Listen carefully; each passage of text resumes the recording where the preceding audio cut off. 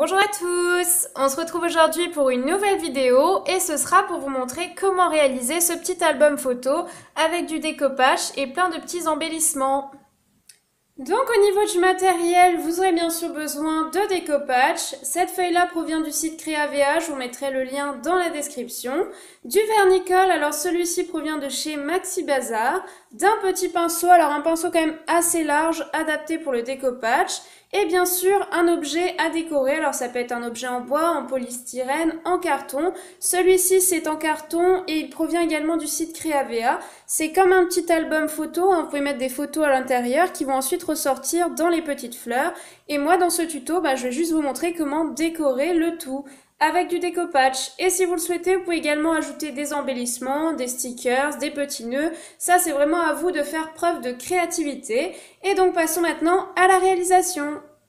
Donc, pour commencer, c'est assez simple. Vous allez prendre votre feuille de découpage et on va venir se déchirer des petits morceaux au fur et à mesure que l'on va ensuite venir placer sur notre support et que l'on va coller. Après, il existe bien sûr plusieurs techniques au niveau du découpage. Vous pouvez très bien découper des petits morceaux avec une paire de ciseaux directement. Moi, je trouve qu'au niveau du rendu, c'est pas terrible puisqu'on voit vraiment la découpe et c'est assez net.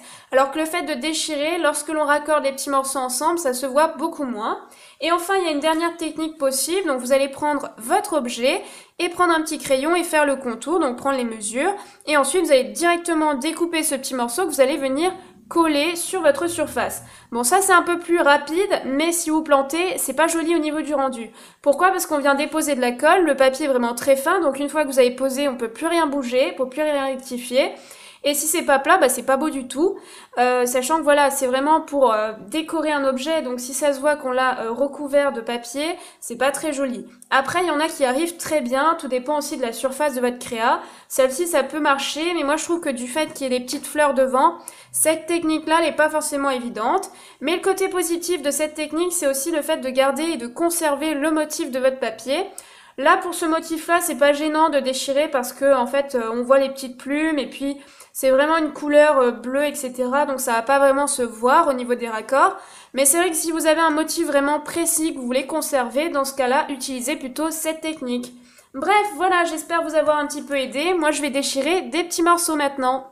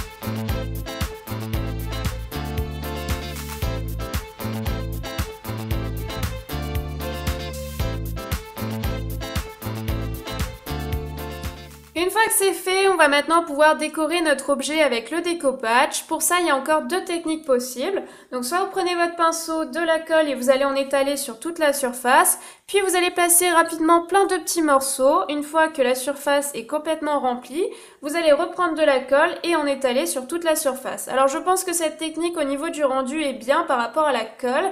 Mais après, c'est peut-être pas applicable sur tous les objets, sur toutes les formes. Ça, c'est vraiment à vous d'adapter en fonction de l'objet que vous souhaitez décorer.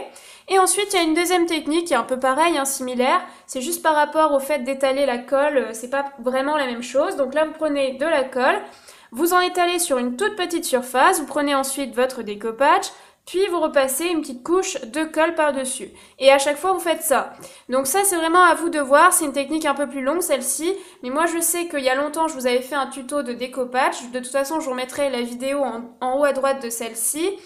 J'avais utilisé la deuxième technique parce que au niveau de la forme, c'était un chat, donc c'était un peu plus compliqué pour faire la première technique. Donc j'ai plutôt utilisé la deuxième technique. Et cette fois-ci, ça me paraît un peu plus simple au niveau de la forme, donc je vais essayer la première, voir si c'est mieux au niveau du rendu. Voilà, je vais maintenant placer tous mes petits morceaux et je vais ensuite vous montrer le rendu.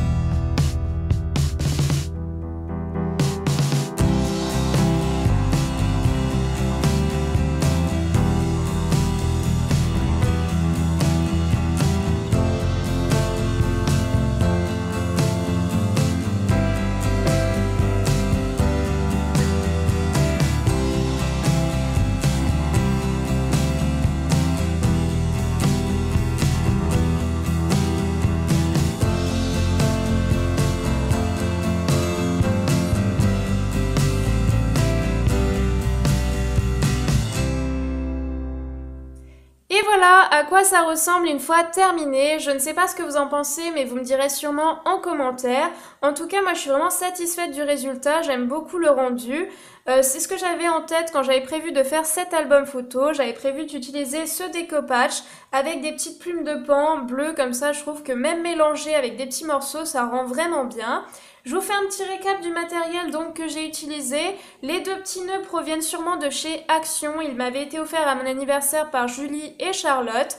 Le découpage et le petit album photo en carton proviennent du site Creavea comme je vous l'ai dit en début de vidéo. J'ai ensuite utilisé des petits strass qui proviennent du magasin C2 €, mais vous pouvez également retrouver sur le site Creavea je pense. On en retrouve un peu partout de ces strass. Donc j'en ai mis ici en face du petit nœud, pareil ici, et là j'en ai mis des deux côtés. Je voulais pas utiliser plus de 2 nœuds parce que je trouvais que c'était trop chargé après. 2 nœuds c'est bien, et après j'ai préféré compléter avec des strass. Donc j'en ai mis 3 à chaque fois, des bleus foncés, bleu clair, du blanc, avec un gros, 2 petits. Voilà, j'ai un peu varié, hein, faut pas non plus que ce soit trop symétrique, mais dans l'ensemble c'est quand même symétrique. Et ensuite, pour terminer, j'ai utilisé des petites lettres pailletées comme ça que l'on peut coller. Et il y a même des strass dessus en bleu. Ça provient de chez Tiger et ça coûtait 1 € la planchette. Je trouve que c'est vraiment joli et pas très cher. Donc moi j'ai fait le prénom de ma chatte que vous connaissez maintenant, May, mais vous pouvez très bien mettre des petites photos à l'intérieur, simplement c'est assez petit, donc c'est pas évident de les rentrer à l'intérieur et que ça corresponde vraiment à la taille, mais c'est tout à fait faisable. Moi je préférais faire un prénom, mais les photos c'est prévu pour ça, hein, donc c'est vraiment sympa aussi pour les photos. Faut juste avoir bien découpé vos photos au préalable, parce que c'est pas un format standard. Voilà, j'espère vraiment que cette vidéo, encore une fois, vous a plu. Et puis comme d'habitude, on se retrouve très vite pour une nouvelle vidéo. Bye!